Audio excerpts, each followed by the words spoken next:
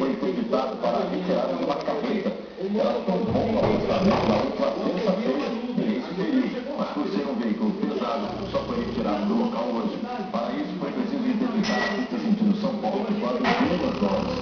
O condicionamento do trecho chegou a 10 quilômetros. Houve lentidão também sentido Rio de Janeiro. Uma fila enorme para conseguir uma vaga em uma profissão diferente. Centenas de pessoas disputaram vagas para figurantes de um filme. A produção nem revelou o cachê, mas o sonho com fama e sucesso levou muita gente para aquilo.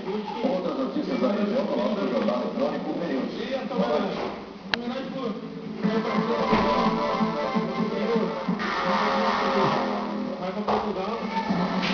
No paraíso perdido, 20 competidores vão ficar 60 dias isolados, sem conforto, lutando por corrida, enfrentando os desafios da natureza.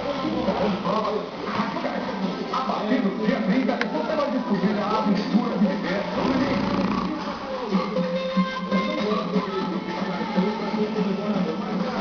Às 2.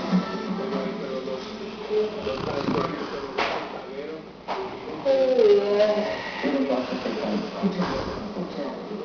Puxa, eu sei que fosse muito importante para você ganhar a eleição. É importante. Mas não errar assim. Aceitando suborno da senhora. Isso não é um suborno. Agrado.